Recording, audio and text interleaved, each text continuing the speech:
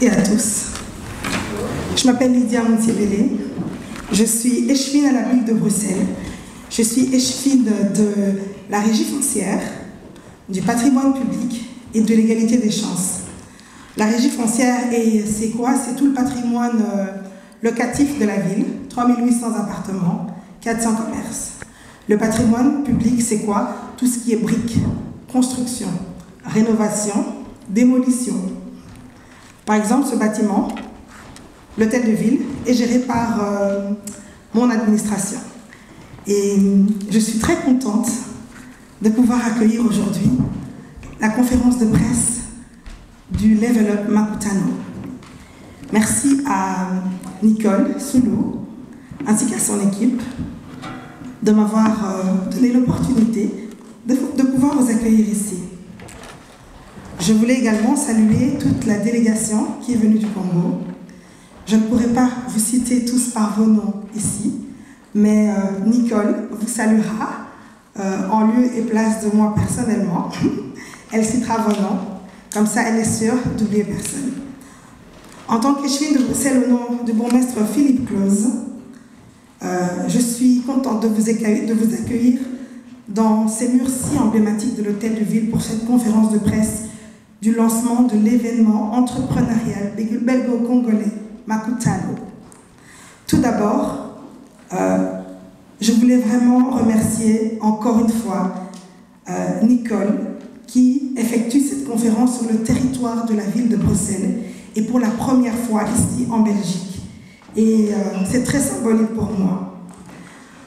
Parce que comme vous le savez peut-être, je suis née à Lubumbashi et je suis arrivée à Bruxelles à l'âge de 6 ans. Je me sens donc très bruxelloise, mais j'ai un lien très particulier et très fort avec le Congo. En tant que première femme subsaharienne à accéder à un tel mandat, et en tant que première femme à posséder de telles compétences, c'est un honneur pour moi de vous accueillir. Merci beaucoup. Les liens entre la Belgique et le Congo sont très historiques, mais aussi très intimes. Il y a 2 mois, je faisais tout justement partie de la mission économique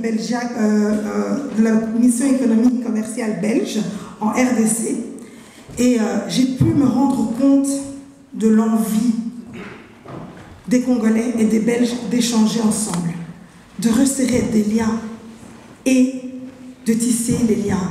Et c'est pour ça que je suis ravie d'être la marraine de la première édition Makutano qui se passe ici, à Bruxelles.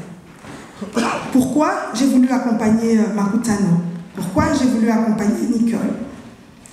Vous savez que la première cause de discrimination à l'emploi ici en région bruxelloise, c'est ça. C'est la peau. Il y a des études qui le montrent et qui montrent que les premières personnes qui sont discriminées, ce sont les subsahariens. Et ce sont les femmes subsahariennes et ce sont les femmes, comme on dit, les chefs de ménage, les familles monoparentales. Elles ont du mal, plus que les autres, à trouver un travail. Et quand on n'a pas de travail, quand on est discriminé, quand on est précarisé, c'est le chemin vers la pauvreté et la précarité. En région bruxelloise, on s'est rendu compte que la plupart des personnes qui entreprennent sont issues de la diaspora et de la diaspora africaine. On a énormément d'entrepreneurs congolais. On a énormément d'entrepreneurs africains. Vous ne les connaissez peut-être pas parce qu'ils n'ont pas la grosse entreprise, mais c'est avec cet entrepreneuriat qu'ils sont sortis du chômage. Et donc, le premier outil pour sortir de la pauvreté, de la discrimination à l'embauche, c'est quoi? C'est créer son propre job. Après avoir fait le lien entre les études bruxelloises qui montrent que pour sortir du chômage, il fallait entreprendre, après avoir vu que les premiers entrepreneurs sont les personnes qui sont issues des diasporas africaines. Quand Nicole est venue et qu'elle m'a dit qu'elle voulait faire son premier Makutano Level Up ici à Bruxelles, j'ai dit mais c'est une très bonne idée. Beaucoup de Bruxellois veulent entreprendre mais ont besoin des clés. Comment entreprendre? Beaucoup de Bruxellois veulent travailler avec le Congo. Comment travailler avec le Congo? Qui contacter au Congo? Comment ne pas me faire escroquer au Congo? Parce que ici, parfois, on a des rouages, on vit ici, donc on sait qui contacter, c'est normal, parce qu'on vit ici, on sait que pour entreprendre, tu peux aller chez Actiris, tu peux aller chez Job Yourself, tu peux faire une formation chez Bruxelles Formation. On va te former en comptabilité pour gérer ton entreprise. Mais quand tu arrives au Congo, tu n'as pas ces clés.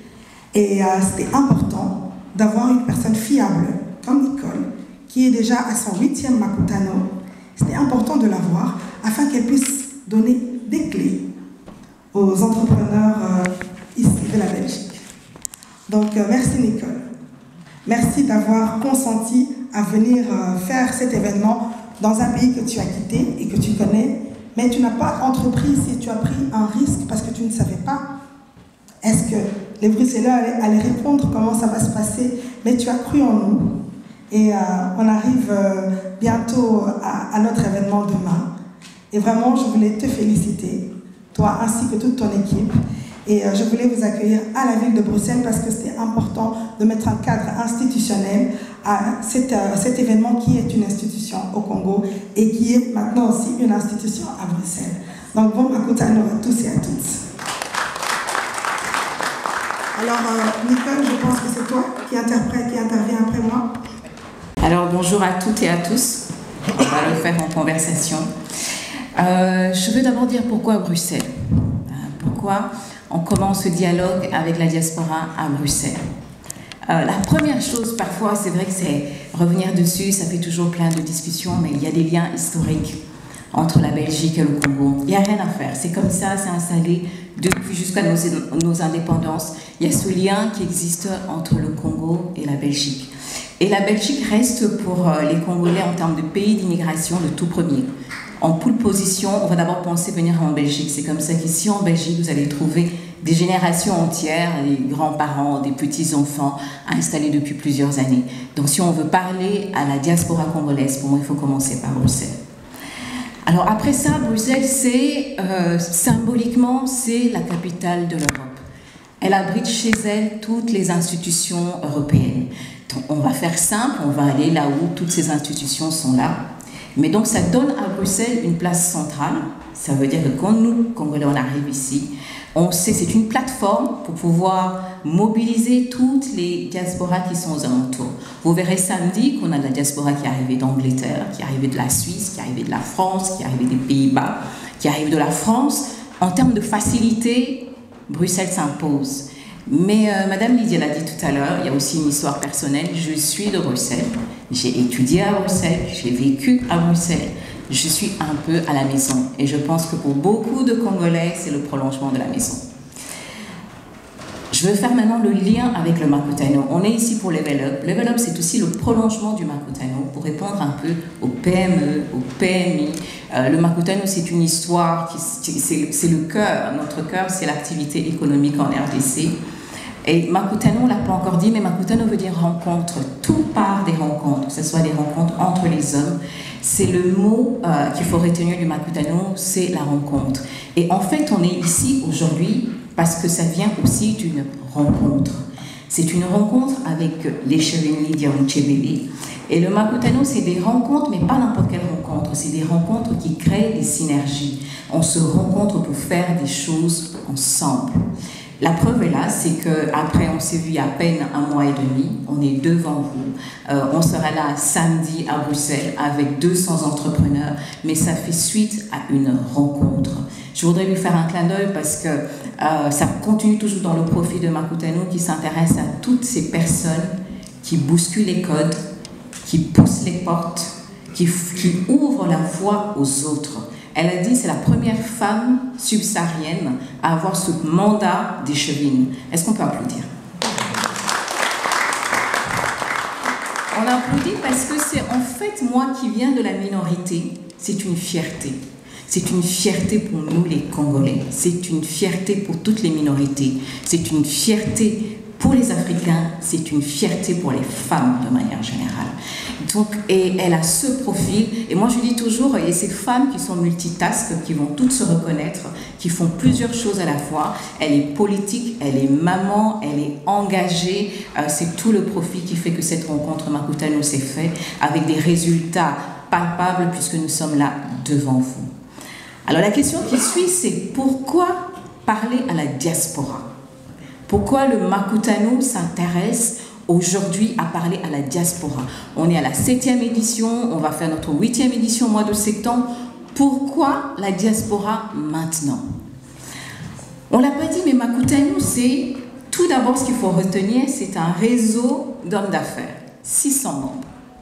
C'est les affaires, c'est le business, c'est les opportunités de business, comment on les crée, comment on les développe, comment on les trouve, comment on les flaire, c'est ça le Makutano. Le Makutano, c'est une fondation, c'est un think tank, c'est un dialogue aujourd'hui entre, vous l'avez vu, le secteur privé, les institutionnels du secteur public et les chefs d'entreprise. Mais le Makutano est donc au cœur du développement de l'économie des pays de la sous-région, donc à l'écoute de ce qui se passe autour du business. Ce que nous avons constaté depuis bientôt quelques mois, c'est qu'on a beaucoup de demandes de la diaspora par rapport à la RDC. C'est comment? Est-ce qu'on peut venir? Et on sent en fait que c'est le moment. Mais je pense que c'est aussi dû à ces deux continents qui se regardent aujourd'hui face à face. Une Europe qui sort de 2 années de Covid où on a un petit peu moins eu les impacts en Afrique. Il y a l'actualité qu'on ne peut pas nier qui impacte pas mal d'économies, la Russie, l'Ukraine. Alors mettez-vous dans la peau de cet entrepreneur jeune, de la minorité, qui sort de 2 années de Covid, qui subit aussi les impacts de cette crise. Ça fait que les perspectives, au fur et à mesure, s'amenuisent. Et en face de ça, qu'est-ce qu'on a? On a un continent qui bouillonne, qui est en attente, qui demande, qui cherche. Donc on s'est dit, on va saisir, nous, Makutano, l'occasion, puisqu'on sent cet appétit au niveau de la diaspora, ben on va commencer ce dialogue. Et on va venir pas tout seul, parce qu'on fait ce voyage, vous voyez que cette fois-ci, c'est le pays qui vient à vous. On vient avec les institutionnels, ceux qui ont la crédibilité, ceux qui sont légitimes, ceux qui ont les vraies informations, parce que ce qui se passe souvent, c'est de ne pas avoir l'information claire pour pouvoir décider si c'est vraiment votre moment ou pas. L'actualité fait que nous sommes là, mais ce n'est pas tout. Et ça, je pense que c'est valable pour toutes les diasporas. C'est que la diaspora, c'est quoi? C'est le capital humain. On peut prendre toutes les générations, de nos arrières, de nos grands-parents qui sont arrivés, de ceux qui sont là maintenant, de la nouvelle génération. C'est une qualité de capital humain dont le continent a besoin. Nos grands-parents qui sont arrivés, il y a un savoir-faire qui s'est accumulé, qui est aujourd'hui des vraies compétences. Et si on regarde dans la nouvelle génération qui s'intéresse à tous ces nouveaux secteurs qu'on ne connaissait pas avant, ils sont prêts. Et si on peut, d'une façon ou d'une autre, ramener cette compétence ou ces compétences au niveau du continent, je pense que vraiment il y aura un grand pas qui sera gagné. Ce n'est pas tout. J'ai parlé du capital humain, mais il y a le capital financier. C'est qu'on oublie souvent, merci Equity BCDC qui est là, c'est que la diaspora transfère chaque année, on a l'impression quand on se regarde comme ça, la diaspora congolaise transfert de la Belgique à Kinshasa près de 2 milliards chaque année. En période de Covid, on a eu 1,9 milliard. Je vous laisse comparer avec le budget, ça je laisserai à M. Anthony de le faire, avec le budget actuel, pour voir le poids de ce que ces 2 milliards peuvent représenter. Le challenge serait quoi pour nous? C'est comment on peut arriver à canaliser ces flux financiers, soit pour les diriger vers l'entrepreneuriat, soit vers les investissements. Mais pour ça, pour que ça arrive, il faut que la diaspora ait les bonnes informations. Il faut que la diaspora soit rassurée. Il faut que la diaspora se dise, on sera accompagné, on ne sera pas tout seul. C'est comme ça qu'on vient avec vraiment, je pense, je les remercie déjà maintenant pour avoir été à l'écoute et pour avoir fait ce déplacement pour eux pouvoir donner les informations dont on peut certifier qu'elles sont sûres. Voilà pourquoi on vient. Mais il y a aussi quelque chose, je vais chuter parce que j'ai dit que j'étais de Bruxelles. Pourquoi la diaspora? qu'on soit camerounais, ivoirien, congolais, algérien, marocain, on peut prendre tous les pays d'Afrique, la diaspora reste attachée à son pays d'origine. Ça veut dire que si je prends un investisseur lambda, je lui dis viens au Congo, et si je prends la diaspora congolaise, quelqu'un qui connaît, je lui dis viens au Congo, c'est lui qui connaît un peu la diaspora, fera plus vite le choix ou le saut. Donc on se dit, puisqu'il faut ramener les investisseurs, Monsieur Anthony, donc on va d'abord aller chercher, pousser ceux de la diaspora, parce qu'ils seront plus aptes, ils seront plus souples pour faire le saut, parce qu'ils sont attachés à leur pays d'origine, et parce que même quand on a trouvé le confort en Europe, quand on a tout, on reste, on garde l'intérêt du pays en se disant, qu'est-ce qui se passe, au moins du point de vue socio-économique, parce qu'on a toujours laissé une tante, un cousin, on reste toujours attaché à l'actualité de son pays. Vraiment, on vient vous chercher et je suis certaine, connaissant le Makutano, qu'on va y arriver. Je vous remercie.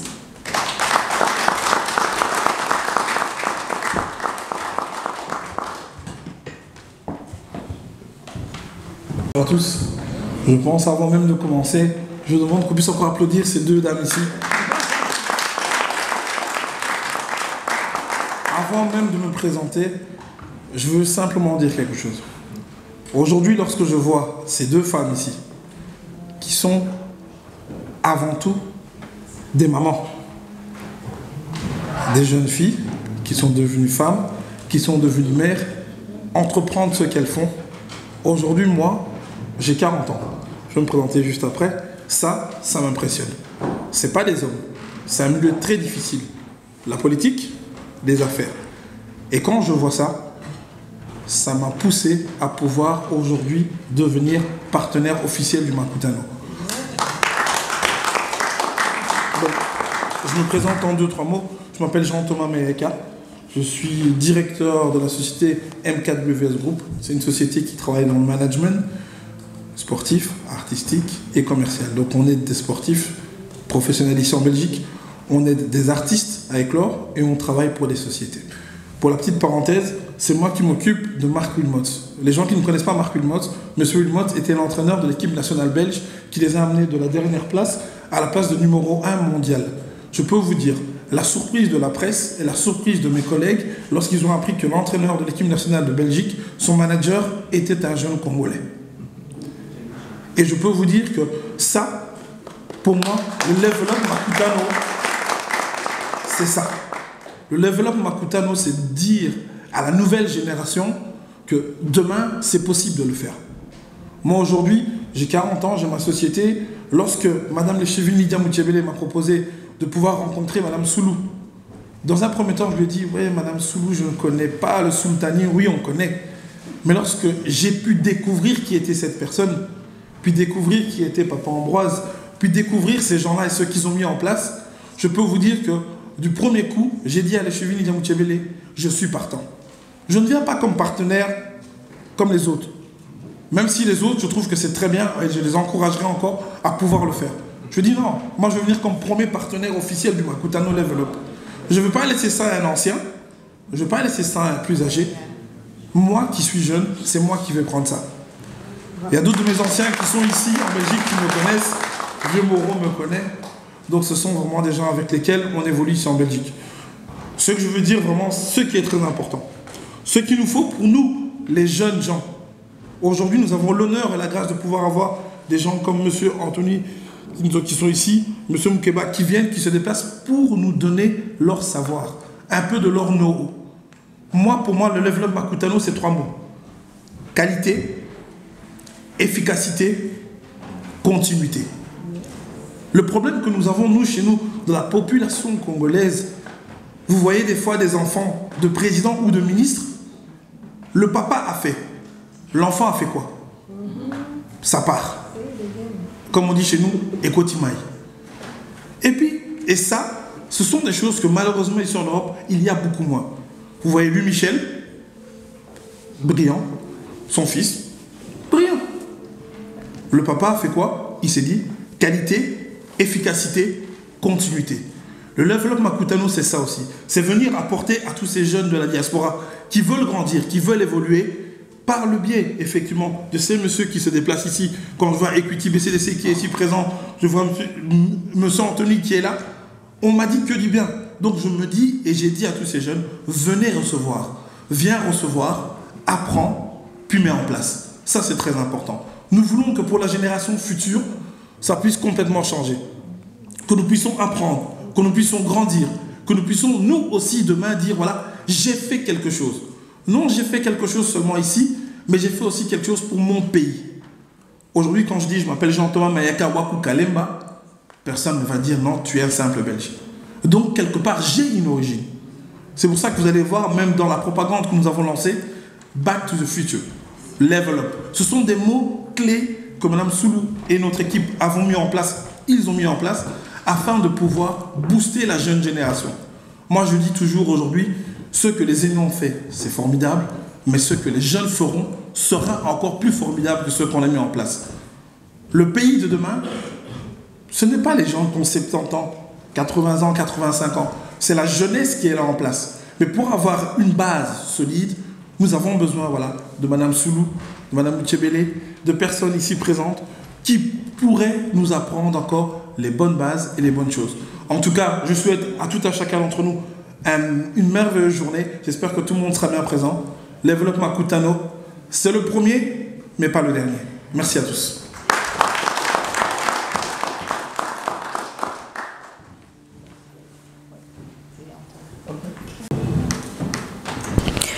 Bonjour à tous.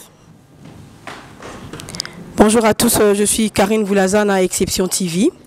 Je suis journaliste indépendante. J'allais déjà remercier toutes les dames ici présentes, les hôtes. Merci mesdames. Moi, je vous applaudis du plus profond de mon cœur. J'ai toujours dit la liberté accordée à la femme a toujours relié les vitesses du développement. Bien évidemment, je remercie les hommes qui nous accompagnent parce qu'à un moment donné, ils ont accepté de nous donner cette liberté d'émerger. Alors, ma question est celle-ci. Makutano veut que que la diaspora aille investir au Congo. Mais comment allez-vous vous y prendre? Parce que nous avons déjà vu ça, il y a déjà eu ça, il y a déjà eu des banques, mais après fermées. Comment Makutano compte s'y prendre? Quels sont les enjeux que Makutano compte mettre en place pour vraiment accompagner la diaspora qui veut investir au Congo? Ma deuxième question, ce serait pour messieurs les directeurs d'Equity Bank. J'ai retenu autour, voilà, pendant l'investissement et l'épargne font que, voilà. Qu'on soit riche. Voilà, qu'on soit riche. Mais je ne sais pas si ça va se faire par baguette magique ou vraiment cette fois-ci sera la meilleure. Parce qu'il y a eu des gens qui ont investi leur argent dans d'autres banques, mais aujourd'hui, ils pleurent leur argent. Pas de remboursement, bien, c'est pas Equity, hein, mais bon, voilà, c'est quand même la RDC. Comment comptez-vous aussi vous y prendre pour que cette fois-ci soit vraiment la meilleure? Que cela ne puisse plus se répéter, parce que l'investissement et l'épargne, bien sûr que cela font la richesse. Merci, c'était juste mes deux questions. Alors on va le redire et situer. S'il y a vraiment quelque chose qu'il faut retenir du Makutano, c'est le réseau. Le réseau qui apporte de l'information. On ne peut pas faire du business sans avoir des informations claires. Et si on regarde la plupart des échecs qui arrivent aussi chez les entrepreneurs, c'est qu'on n'a pas eu la bonne information. On n'a pas été assez bien accompagné. Au mètre carré, quand on organise un Makutano, on vous met des décideurs qui peuvent réellement vous donner des pistes et maximiser votre chance de réussite. On ne lance pas un business un matin, on dit on y va. Il y a 80% de chances de pouvoir échouer. On se prépare. Et la force, c'est qu'on nous apporte des personnalités de haut vol. Vous avez le patron de l'Equity BCDC, qui est la plus grande banque. Vous avez le patron de l'Agence nationale des investissements qui se déplace pour parler aux entrepreneurs. Après, il ne faut pas déjà appeler l'oncle. La cantine a dit il fallait faire. Non, ils sont là. Ils sont là avec l'information dont vous avez besoin pour réussir. Voilà. Donc, retenez réseau, une information de qualité avec les décideurs, avec ceux qui font les choses qui sont aux affaires en RDC. Je crois que ça, c'est déjà, je pense, quand on fait ce pas, on se donne 70% de chances de réussir. Merci.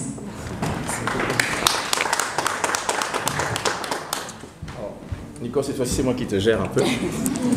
Alors, madame, moi, j'ai aimé votre question parce que je la rencontre chaque fois que je me déplace. Et la décision d'investir, elle est personnelle. Ça, c'est la première chose.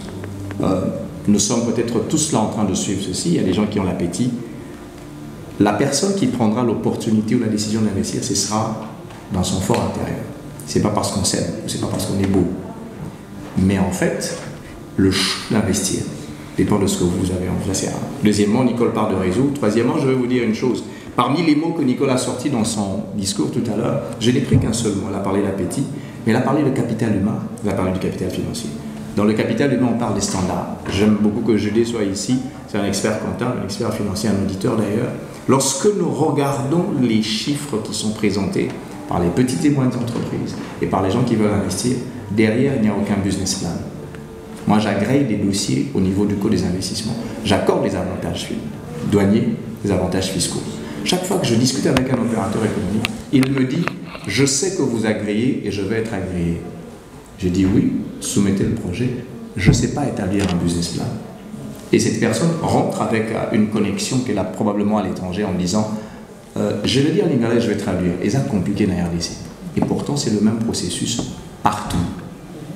Il faut faire une étude de marché. Vous ne pouvez pas venir investir dans un pays sans que vous n'ayez fait une étude de marché, sans qu'il y ait une due diligence, sans que vous ayez compris l'environnement. Et ensuite que vous preniez la décision d'investir.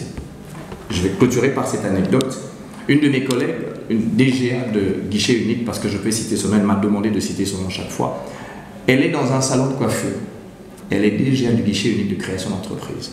Et la responsable du salon de coiffure est en train de se plaindre auprès de sa collègue en disant « Ces gens de l'administration sont en train de dire qu'il faut que je régularise la création de la structure. » Elle est établissement, personne physique. Elle dit qu'on est en train de demander 2500 $. Elle a failli tomber de la chaise. Mais elle ne s'était pas présentée. Elle dit non, il est en train de venir, je vais négocier avec la personne si je peux diminuer à 2000 $ simplement. Mais je ne les ai pas, mais j'ai fait toutes mes économies. Alors elle veut encore sauter de la chaise. Et elle peut dire, la personne est en train d'arriver, oui, elle est en train de venir. Elle dit, moi je vais discuter pour toi. Elle est directrice générale adjointe du guichet de création d'entreprise. Et puis elle demande à la responsable, avez-vous apprêté ça? Elle dit, non, il faut que j'apprête ça, parce que j'ai besoin de ces documents pour pouvoir travailler. Et vous voulez payer combien? 2000 $ pour établissement personne physique. Vous savez combien ça coûte? 30 $. Et la personne avec qui elle était en train d'échanger est une personne de la diaspora. Cherchez la bonne information. C'est juste ça la clé. C'est juste 30 $ pour avoir le statut de personne physique. Et c'est sur le site. Merci. Les questions prouvent que notre message a été quand même entendu. Oui. Ça, c'est un signe. Si j'ai provoqué en disant investissement et épargne, c'est ce qui crée la richesse, bien sûr, j'ai laissé ça comme une matière à réflexion et que les gens y réfléchissent sérieusement. Effectivement, quand tu consommes, tu ne crées pas de la richesse. Je suis congolais et ça, c'est parmi les choses qui me dérangent et j'ai besoin qu'on inverse ça. Nous importons tout ce que nous consommons. Tout, quasi tout ce que nous consommons. Donc, Anthony, par anecdote, tu me dis, on vit comme les hommes les plus riches de la Terre. Oui. On paye plus cher. Je peux aller plus loin? On paye plus cher. Non, c'est pas parce qu'on paye plus cher. Mais on paye tout le monde. Oui. C'est-à-dire, je paye le producteur qui a produit là-bas, je paye le manutentionnaire qui a emballé le produit, qui a l'armateur, je paye le pilote de l'avion, les membres de l'équipement, je paye la douane de l'autre pays, je paye tout ça, et moi je suis au final celui qui consomme. On s'enrichit ou on s'appauvrit? Ah, ok. Comprenez un peu qu'investir, et pour investir, il faut avoir l'argent. Et ça, je vais encore vous choquer. L'argent pour commencer à investir ne doit pas venir de la banque. Ah, Nicole, ça c'est encore trop provocateur. Donc, il faut commencer par épargner d'abord. Parce que tu as besoin de ta propre sueur. On appelle ça en anglais skin in the game. Mon argent, je ne dépense pas dans ça comme ça. Mais l'argent que j'ai eu comme ça facilement, bien sûr c'est l'argent qu'on dépense facilement. Donc réellement investir, c'est un choix, c'est une décision comme Anthony l'a dit, mais on doit se déterminer à changer cette équation-là. Qui sont ces entrepreneurs qui peuvent ne fût-ce que commencer à embouter la tomate? La dernière fois quand je suis venu à la diaspora, ça fait 5 ans, j'en ai parlé, non? N'est-ce pas? Mais aujourd'hui, je suis fier, j'ai vu une dame qui a été primée pour commencer à avoir parce qu'elle a commencé à faire les thés, je crois que c'est Nadège. Il y a d'autres qui ont lancé, oui, let's do it. Et c'est possible d'inverser cette équation-là. Donc je suis aussi content qu'on ait dit qu'il y a des entrepreneurs. Les médecins, il y en a. J'ai rencontré un, on a pris le vol ensemble, on s'est retrouvés à Nairobi en train de discuter. Alors l'entrepreneur m'a posé la question, j'ai partagé ça ce matin avec Anthony. Les gens, nos dames, nos mamans d'ailleurs, qui vendent par exemple le beignet. Le monsieur m'a donné cet exemple. Il dit, tu vois, il commence à vendre de 7 heures à 8 heures des fois, et ça s'arrête. Hein?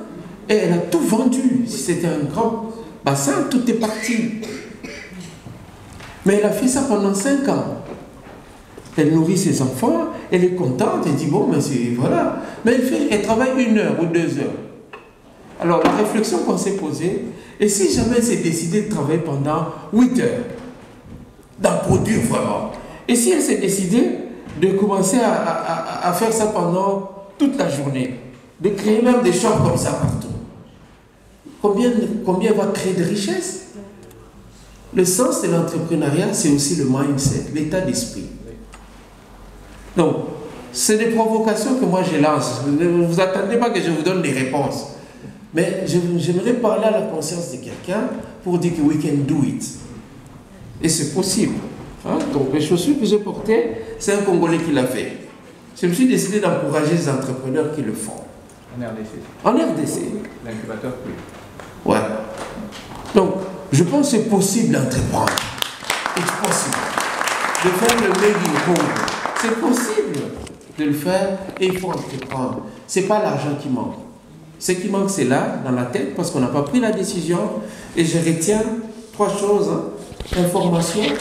Oui, l'information, tu vois, déjà là, on a eu un débat tout à l'heure. Est-ce qu'il n'y a pas? Il n'y a pas, il y a. L'information, on doit avoir l'information. Ne vivons pas dans le préjugé. On a dit que là-bas, qui a dit? Je m'arrête là. On a parlé de la formation. La formation, il faut s'équiper, être prêt à affronter. Aujourd'hui, quand tu vas commencer à entreprendre, tu ne seras pas le seul. Donc il faut accepter d'être dans une compétition. Et il faut se former, être préparé, s'équiper, avoir des gens autour de soi. Ce n'est pas seulement le cousin ou le frère qui va le faire, mais c'est s'entourer des compétences qu'il faut pour réussir. Et la préparation, alors, il faut se préparer. Je pense c'est un peu ça. Donc, pour répondre à votre question, l'investissement dont je parlais, ce n'est pas venir placer l'argent à la banque, ou encore l'épargne, ce n'est pas seulement à la banque. Mais je dis, commencer à épargner, c'est un état d'esprit. Ça commence par une décision. Au lieu de consommer, au lieu d'acheter ceci, au lieu d'acheter cela, au lieu d'acheter des habits, je vois les gens s'habillent vraiment en habits de luxe ici, hein, tout ça, mais on pourrait épargner. Et si tu épargnes, ça te donne le moyen de commencer à investir. Par exemple, bientôt on va lancer une clinique, ça je m'adresse maintenant aux Congolais de la diaspora, à ceux qui sont médecins et tout ça. On va lancer des chaînes de cliniques en RDC que nous appellerons Equity Afia. Et on veut en avoir peut-être plus de 200, ou 300, ou 1000, ça dépendra de l'appétit des gens. On a commencé à le faire dans un autre pays au Kenya, là où la banque existe. L'entrepreneur amènera 20% et nous apporterons autour de 20 et 80, donc entre 20 et 30 pour l'entrepreneur, et la banque amènera 70% des contributions pour l'équipement et tout ce qu'il faut, moderne. Et sur cette entreprise, c'est à toi, c'est toi qui gères, donc un peu comme une franchise du genre McDo et autres. Donc, c'est lui qui a des oreilles pour entendre.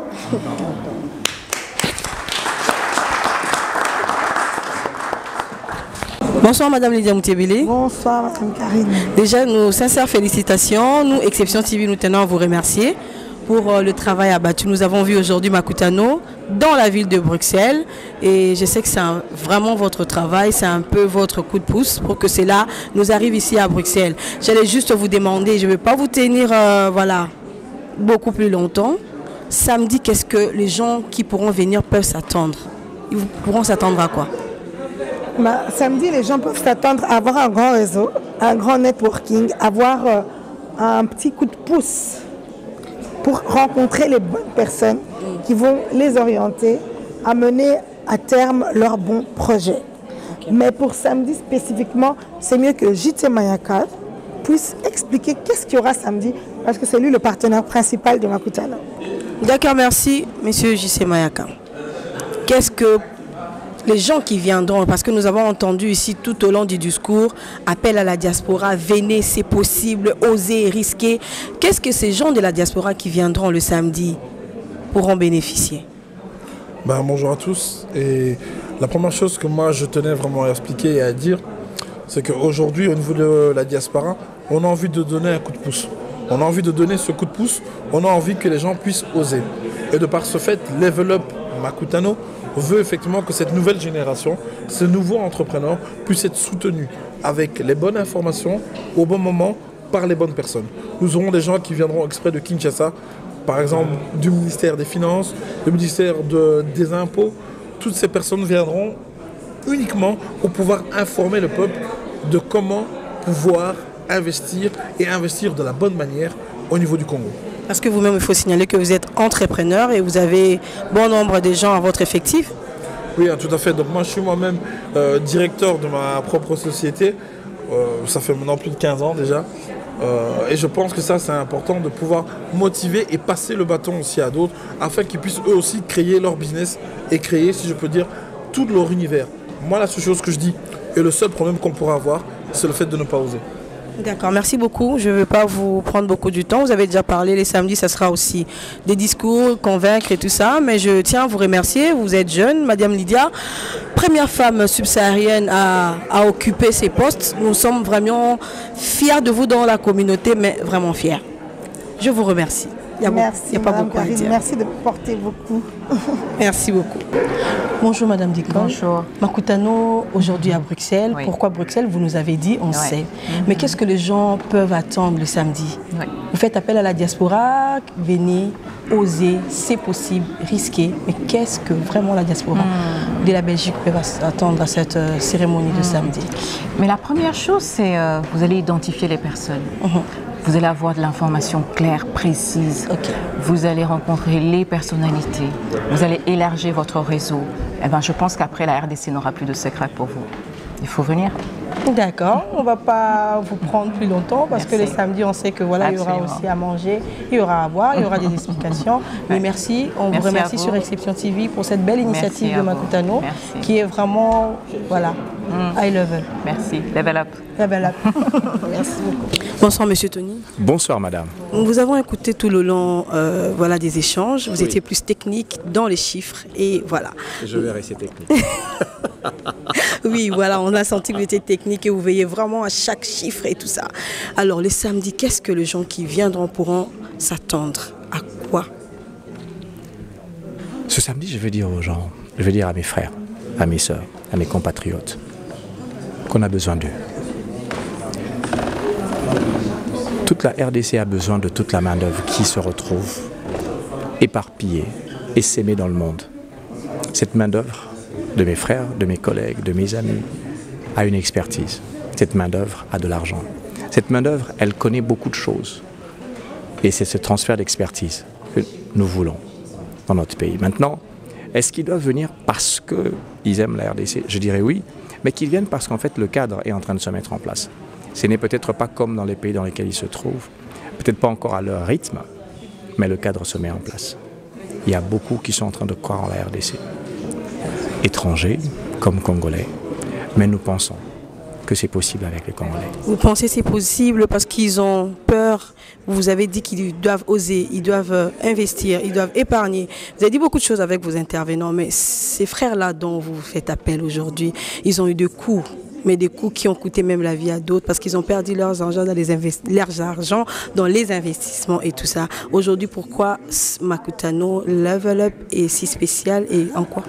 Je ne dirais pas que Makutano Level Up est spécial, mais je dirais que les personnes que constitue la diaspora sont eux ou elles spéciales. Parce que c'est vers eux que nous venons. Croyez-moi, on ne peut pas investir si nous n'avons pas nos collègues, nos frères et nos sœurs qui viennent dans ça. Ensuite, je vais dire une chose. Dans l'investissement, il peut y avoir des échecs. Mais il faut se relever. Les échecs sont dus à plusieurs facteurs. Peut-être à une impréparation, je dis bien peut-être. Peut-être à un environnement externe à l'investissement, et je parle de corruption, je parle de tracasserie, je parle de manque de transparence des textes, mais aussi avec le capital humain. Quelles sont les personnes qu'ils ont utilisées? Quelles sont les personnes qui ont constitué en fait leur business? Alors je dis que Makutano Level Up qui est en train d'arriver est un élément parmi tant d'autres qui existent, mais avec un petit plus. C'est que nous venons vers vous en disant venez maintenant, posez les questions qu'il faut sur les différents textes de loi. Comment créer une entreprise? Vers qui aller? Quelle est la fiscalité? Quelle est la parafiscalité? Est-ce que c'est possible d'acquérir une terre? Est-ce que la petite et moyenne entreprise peut gagner un marché? Peut-elle compétir? Il faut juste se mettre en ordre avec l'État congolais. Et ensuite connaître le marché. Et après, faire la promotion de son produit. Si Coca-Cola continue à faire une publicité aujourd'hui sur Coca-Cola, vous pensez qu'investir est facile? Chers frères de la diaspora, venez, on vous attend. Parce que moi je crois en vous. Et beaucoup croient en vous. Madame, je vous remercie. Merci beaucoup, c'est à nous de vous remercier sur Exception TV, mais les samedis on sera là pour voir voilà, la sauce que Makutano a ajoutée pour l'investissement. Nous vous remercions, merci Anthony. Bonjour Maître Dorothée Madia. Bonjour. Nous sommes heureuses aujourd'hui de vous interviewer sur Exception TV. Nous voulons juste un mot fort de vous pour la journée de samedi pour Makutano Level Up. Oui, la seule chose que nous avons à dire, c'est de croire au réseau Makutano. Parce que moi-même, je suis membre du réseau. Et chaque fois que nous organisons des événements, il y a toujours quelque chose qui se passe par la suite. Je demande plus aux jeunes, aux Congolais de la diaspora, de venir nombreux, écouter, avoir l'information à la source. Peut-être qu'il y aura un déclic. Parce que moi-même, je suis de la diaspora. Mais aujourd'hui, je travaille au Congo. C'est vrai que ça verra beaucoup d'années que j'ai pris la décision de rentrer travailler au Congo. Ce n'est pas facile. Je sais, on entend à gauche, à droite. Mais il faut d'abord avoir même la conviction, avoir le déclic et avoir l'information, venir tenter, voir ce qui s'est fait sur place. Peut-être que la voie sera ouverte. Voilà pourquoi nous avons voulu vous interviewer, parce que vous êtes cette diaspora émergente qui émerge, qui évolue. Donc ce n'est pas impossible, c'est possible. Voilà aujourd'hui Maître Dorothée Madia qui est là pour Makutano. Donc c'est quelque chose de sérieux. Merci beaucoup Maître. Merci.